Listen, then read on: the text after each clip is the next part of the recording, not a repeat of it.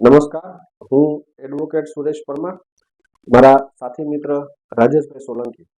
હાલના કેસની વિગતો એવી છે કે કેશોદ મુકામે રહેતા ફરિયાદીએ વેરાવળ મુકામે રહેતા મહેશભાઈ સંચાણિયાને અંગત દોસ્તીના કારણોસર 70,000 રૂપિયા હાથ ઉછીના આપેલા હતા.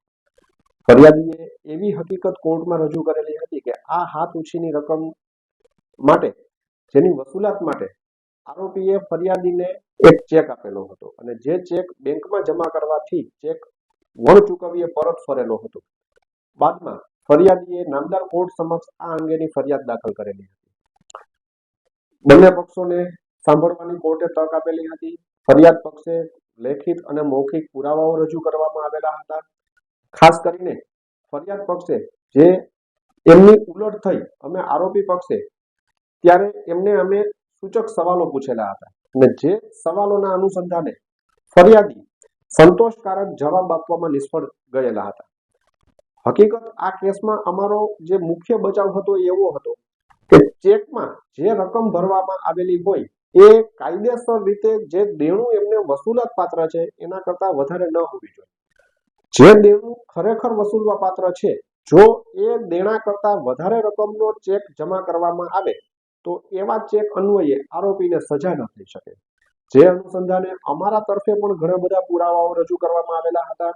દલીલ સમયે પણ નામદાર અદાલતનું ગંભીરતાપૂર્વક આ હકીકત તરફે ધ્યાન દોરવામાં આવેલું હતું અને અંતે નામદાર અદાલતે અમારી દલીલોને માન્ય રાખીને અમે રજૂ કરેલા પુરાવાઓને ઝીણવટભરી રીતે તપાસીને એને ધ્યાને લઈને આરોપીને નિર્દોષ ઠરાવી છોડી મૂકવાનો હુકમ ફરમાવેલો હતો. હાલના સમયમાં આ કેસ એટલા માટે અગત્યનો છે કે આવા બનાવો અત્યારે સમાજમાં છાશવારે બનતા રહેતા હોય છે. આપણા બધાના ધ્યાનમાં આવતું હોય છે કે કોઈ પણ વ્યક્તિ અન્ય વ્યક્તિનો એનકેન પ્રકારે છળકપટ કરીને એમનો ભરોસો જીતીને ફોસલાવીને કોઈ એમની પાસેથી ચેક મેળવી લેતા હોય છે અને એ ચેકમાં પછી પોતાને જે મનમાં આવે એવી મોટી રકમો ભરીને એને જેલની ડર દેખાડીને એમની પાસેથી મોટી રકમ વસૂલવા માટેની એક કાર્યવાહી આદરતા હોય છે. આવા સમયે એવા પણ બનાવો સામે આવેલા છે કે આવા ચેકના કાર્યવાહીઓથી ડરીને જે આરોપી હોય છે એ ન ભરવાના પગલાઓ ભરી લેતા હોય છે. મારી અપીલ છે એવા દરેક લોકોને કે જે આવા ખોટા કેસનો ભોગ બનેલા હોય કે ખોટા કેસથી ડરવાનું હોય નહીં અને ખોટા કેસનો હંમેશા સત્યને સાથે રાખીને લડાઈ કરવાની હોય છે તો છેલ્લે અંતે જીત હંમેશા સત્યની થતી હોય છે.